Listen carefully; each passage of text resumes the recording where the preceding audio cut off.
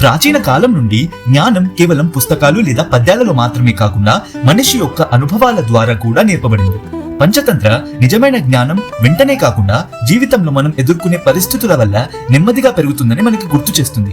ఈ కథ ఒక గర్వితమైన యువ పండితుడు, ఒక వివేకవంతుడైన వృద్ధ ఋషి మరియు అనుభవమే అన్ని గురువులలో కన్నా గొప్ప గురువు అని చెప్పే ఒక గొప్ప పాఠం గురించి.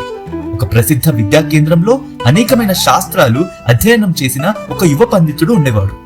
అతడు సరళంగా మాట్లాడుతూ వేద గ్రంథాలను సులువుగా పఠిస్తూ తన చాతుర్యంతో అందరినీ ఆశ్చర్యపరిచేవాడు. వివేకవంతుడవ్వడానికి పుస్తకాలను చదివాక వచ్చే జ్ఞానమే గొప్పదని అతడు నమ్మేవాడు. ఒకరోజు అదే విద్యా కేంద్రానికి అక్కడ ఉన్న విద్యార్థులకు బోధించడానికి ఒక వృద్ధ ఋషి వచ్చారు. ఆయన వస్త్రాలు సాధారణమైనవి, స్వరం శాంతంగా ఉండి అడుగులు నెమ్మదిగా వేస్తూ విద్యార్థుల ముందుకే ఆయన వచ్చారు. యువ పండితుడిలా ఆయన తన జ్ఞానం గురించి గర్వించేవాడు కాదు. ఆ యువ పండితుడు అతన్ని చూసి, ఈ వృద్ధుడు నాకు కొత్తగా ఏం నేర్పించగలడు అని మనసులో అనుకున్నాడు.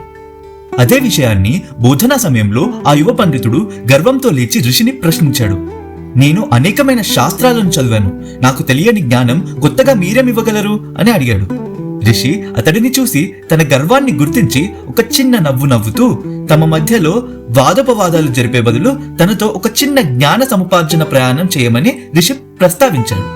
కొన్ని రోజులు కలిసి ప్రయాణం చేద్దాం, అప్పుడు నా అర్హత ఏబోటిదో మీరు స్వయంగా తీర్మానించవచ్చు అని ఆయన చెప్పాడు. తన మీద తనకు పూర్తి నమ్మకం ఉన్న ఆ యువ పండితుడు అందుకు ఒప్పుకున్నాడు. ఆ ప్రయాణంలో వారు ఆకలిని, ఎండని, వర్షాలను మరియు అపాయకరమైన అడవి జంతువులను ఎదుర్కొన్నారు. ఋషి ఎప్పుడూ సురక్షితమైన మార్గాన్ని ఎంచుకున్నాడు, ఆహారాన్ని జాగ్రత్తగా పంచాడు మరియు కష్ట సమయాల్లో ప్రశాంతంగా ఉన్నాడు. జ్ఞానం ఉన్న ఆ యువ పండితుడు ఎన్నోసార్లు తప్పు నిర్ణయాలు తీసుకుని వాటి ఫలితాలను అనుభవించాడు. ఒక సాయంత్రం ఆ యువ పండితుడు, మీరు శాస్త్రాలన్నిటినీ చదవలేకుండా కూడా ఎప్పుడూ సరైన నిర్ణయాన్ని ఎలా తీసుకోగలుగుతున్నారు అని ప్రశ్నించాడు.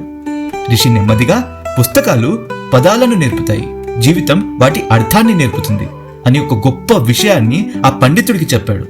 నిజమైన జ్ఞానం అంటే జీవితాన్ని గమనించడం, మనుషులను అర్థం చేసుకోవడం, తప్పులను సరిదిద్దుకోవడం మాత్రమే అని ఆయన వివరించాడు. అనుభవం మరియు ఓపిక చదువును జ్ఞానంగా మారుస్తాయి అని ఋషి అతడికి బోధించాడు. ఆ యువ పండితుడు మౌనంగా, ఆసక్తిగా అలా వింటూ తనలో ఉన్న గర్వం ఎంత చెడ్డదో అర్థం చేసుకున్నాడు. మరుసటి రోజు ఆ యువ పండితుడు గౌరవంతో గర్వం వదిలి ఋషి ముందు నమస్కరిస్తూ నిలిచాడు. ఈ రోజు నుండి మీరే నా గురువు, నాకు చదువు ఉంది, కానీ జ్ఞానం మీరే నేర్పాలి అని అతడితో చెప్పాడు. ఋషి అతన్ని ఆశీర్వదించి తన తలపై చేయితో నెమ్మదిగా నిమిరాడు. యువ పండితుడు ఇంటికి తిరిగి వచ్చినప్పుడు తన అధ్యయనాన్ని గర్వం విడిచి వినమ్రతతో కొనసాగించాడు. అతను ఎక్కువ వినడం మొదలుపెట్టి తక్కువగా మాట్లాడుతూ పెద్దవారు చెప్పే జ్ఞానాన్ని గౌరవిస్తూ వెళ్ళాడు. ప్రజలు ఆ మార్పుని గమనించి ముందు కంటే ఎక్కువగా అతడిని మెచ్చుకున్నారు. ఇలా అనుభవజ్ఞుడైన ఋషి యొక్క ఈ పంచతంత్ర కథ ముగిసింది. ఈ ఋషి మరియు యువ పండితుడి కథ మనకు నేర్పించే పాఠం ఏమిటంటే, చదువు, పుస్తకాలు లేదా ఇతర సాధనాల ద్వారా వేగంగా నేర్చుకోవచ్చు, కానీ జ్ఞానం మాత్రం సమయం మరియు ఓపికతో మాత్రమే లభిస్తుంది. అనుభవం ఈ రెండిటికి మధ్య ఉన్న వారధిలా మనకి సంపూర్ణమైన జీవితాన్ని నడపగలిగే శక్తిని ఇస్తుంది. ఎందుకంటే వివేకం పుస్తకాలలో దొరికేది కాదు, అది జీవితంలో అనుభవాల ద్వారా పెరుగుతుంది. మీకు ఈ కథ నచ్చినట్లయితే ఇలాంటి మరిన్ని ఆసక్తికరమైన కథలు షార్ట్స్ రూపంలో వినడానికి మా ఛానల్కి సబ్స్క్రైబ్ చేసుకోండి. ఈ కథ మీకు తెలిసిన వారికి ఎవరికైనా ఉపయోగపడుతుందనిపిస్తే వారితో తప్పకుండా షేర్ చేయండి. జ్ఞానోపార్జన మరియు అభివృద్ధి వైపుకు ప్రయాణాన్ని కలిసి మొదలు పెడదాం. ధన్యవాదాలు.